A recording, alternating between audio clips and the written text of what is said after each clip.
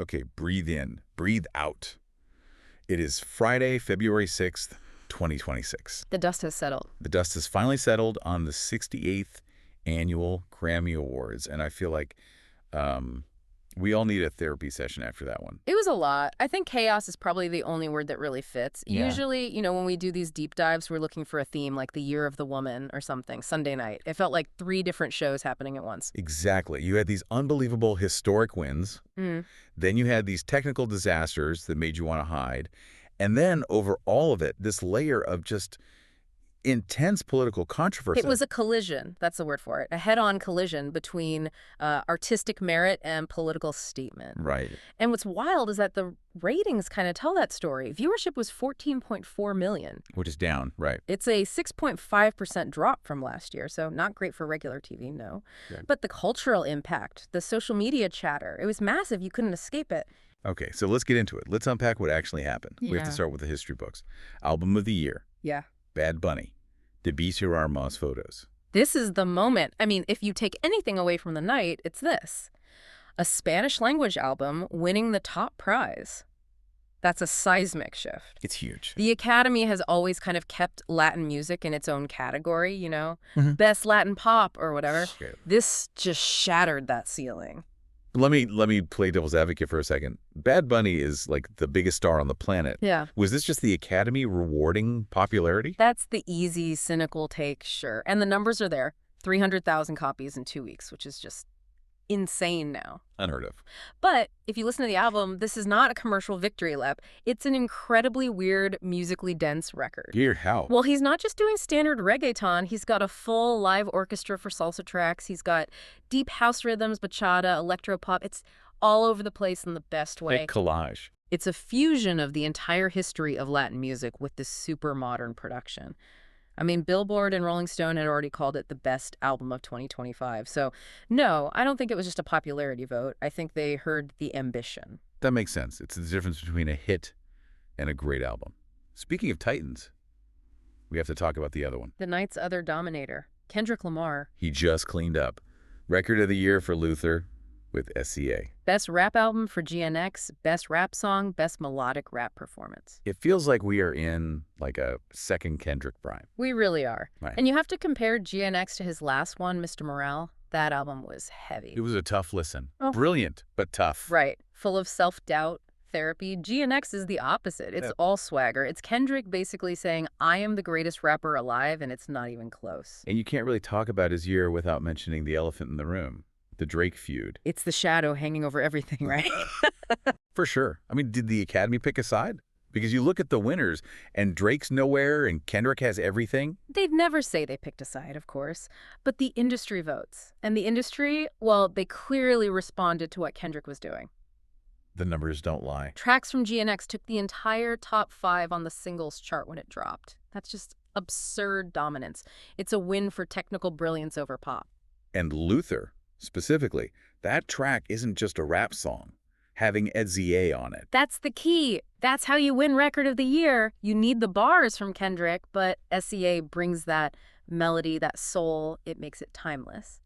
Okay, so musically, an incredible night, but that was not the only thing people were talking about. Not even close. If you turned on the show halfway through, you'd think you were watching a political rally. This is where we get into the political statement side of things, and you couldn't miss it. Pins. The pins. ICRD. Everywhere. Yeah. Every other person on the red carpet. And for anyone who doesn't know, that's a direct shot at immigration and customs enforcement.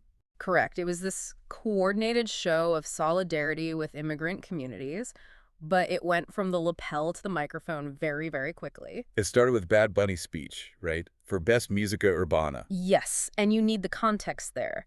He's been getting so much hate online about headlining the upcoming Super A Bowl. lot of really nasty rhetoric. So when he got up there, you could feel the tension. He wasn't just accepting an award, he was defending himself. And the quote that's everywhere, he said, "We're not savages, we're not animals, we're not aliens, we are humans, and we are Americans." It was so direct, a clear response to the political climate.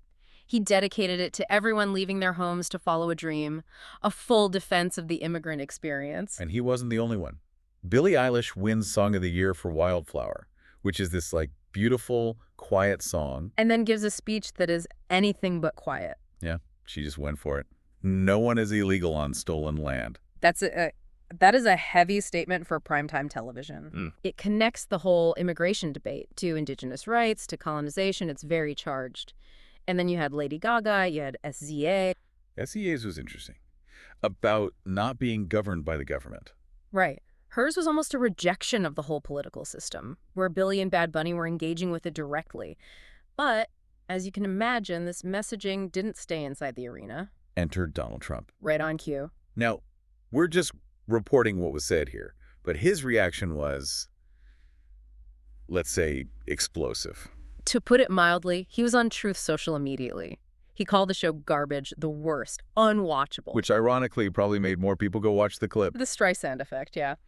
But it went further than that. He specifically threatened to sue the host, Trevor Noah. On his last night. It was his farewell gig. Exactly, his swan song. And Trevor Noah spent the night roasting the establishment. So Trump's reaction wasn't just about the music, it was a direct attack on the political tone of the entire show. It puts the Recording Academy in such a weird spot, doesn't it? It's the central problem for entertainment now. Do you cater to artists who want to speak out and risk alienating half your audience? Or do you sanitize everything to keep advertisers happy?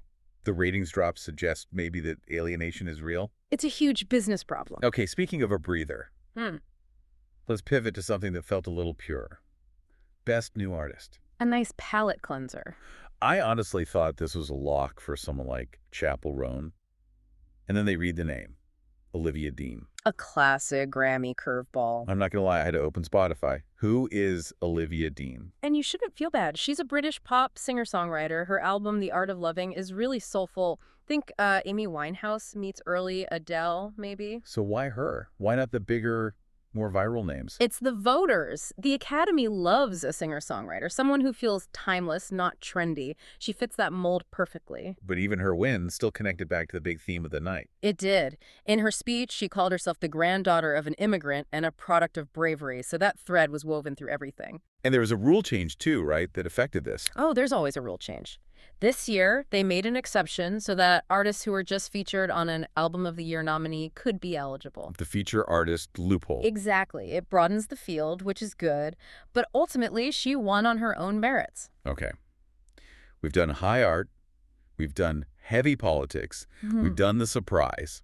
Now, we have to talk about the moment where my soul left my body. Oh, boy. Cher. She hasn't been to the Grammys in 18 years. She's an icon. She walks out to give Record of the Year. She looks incredible. The energy's electric. Everyone's on their feet. And then the envelope. The envelope. You could see the panic on her face. Apparently the winner wasn't on the prompter, so she had to actually read the card. And in that split second of confusion, she announces the winner is Luther Grandos. Grandos! I paused my TV. I'm like, who is Luther Grandos? Did I miss an artist? It was pure chaos. But if you think about it, you can see how her brain glitched. The winner was Luther. By Kendrick and SEA, which samples Luther Vandross. So her brain just sees Luther and autofills the rest. Luther Vandross Grandos. It was amazing. It was painful, but what I loved was SEA's reaction afterwards. Because that could have been a disaster for Cher on social media. Totally. But SEA saved her. She talked to Entertainment Tonight and was so graceful about it. She just said, she's not wrong. She's not wrong. That's brilliant. SEA's take was that Cher picked up on the frequency of the original artist. That since the song samples Luther Vandross, it was like Cher was giving him a spiritual shout-out. That's some next-level spin right there. It turns a blunder into a beautiful homage. Exactly. Media training at its absolute finest. So let's talk about an actual homage. There was one performance that really grounded the whole night. Lauryn Hill. Her return. 27 years. We have not seen her on a Grammy stage in 27 years. That's a lifetime. And she came back for a very specific reason. A tribute to D'Angelo. Who passed away last October. For listeners who might not know, can you just explain why D'Angelo was so important? D'Angelo basically created the sound of neo-soul. Without him, there's no SCA, no Frank Ocean, probably not even Kendrick as we know him. He changed everything. So having Lauryn Hill, who's like the other pillar of that movement, come back to honor him. It was perfect. It was the one moment of the night that felt like it was just about the music. No politics, no sales, just art. But then let's talk about a genre that usually gets ignored. Rock. Turnstile won Best Rock Album. A hardcore band. This is a huge deal. Usually the Grammys just give these to, like, the Foo Fighters or It's Ozzy. safe dad rock vote. Right. But Turnstile is a legit hardcore punk band. But, and this is why they won, they aren't just a hardcore band. I heard there were flutes. There are flutes and drum machines and auto-tune. They take hardcore energy and filter it through pop. It's aggressive, but it's catchy. The voters found a way in. So they won by breaking the rules of their own genre. Exactly. And at the same time, The Cure won for Best Alternative Album. So you had the old guard and the new guard. It was a good night for guitars. Okay, we're almost out of time, but I have to ask the question the Swifties are screaming. Where was Kaylor? The Taylor-shaped hole in the broadcast. The Life of a Showgirl was the biggest album of the year, period. Why wasn't she there? Well, the boring answer is just the calendar. The album came out too late for this year's eligibility window. So she'll be up for it in 2027. She will, but there's a bigger question. The album sold a ton, but the reviews... They were lukewarm. Lukewarm is generous. A lot of critics felt it was repetitive. So the big question for next year is, will her commercial power outweigh the critical fatigue? The Grammys followed the art this year with Bad Bunny. Taylor might have a real fight on her hands. Fascinating. Okay, let's zoom out before we go. The ratings drop, the political firestorm. This feels like a turning point for the show itself. It's the end of an era. Literally, this was the last Grammys on CBS after 57 years. 57 years. Wow. And next year, it's moving to the Disney ecosystem, ABC, Disney Plus, and Hulu. That's a massive shift from traditional broadcast to a streaming-first model. It's the only way forward. The young audience isn't watching regular TV. The engagement is all on social media. Disney wants to capture that. But here's my question. We just spent this whole deep dive talking about ICE out pins and Trump threatening to sue.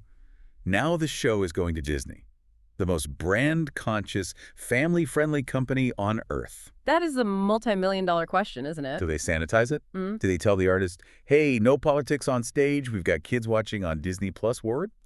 Or, and this is the other side of it, does being on streaming mean fewer FCC rules and actually more freedom? Oh, that's a good point. Streaming isn't broadcast. But it's still Disney, so will the Grammys become this sterilized corporate product? Or will they lean into the chaos to get people to subscribe? From IC key out pins to Mickey Mouse ears, it's going to be a wild ride. The industry story of the year, for sure. Well, we will be here to cover it. That is all we have time for today. Thank you for taking this deep dive with us into the chaos, the music, and the madness of the 2026 Grammys. Stay curious, everyone. See you next time.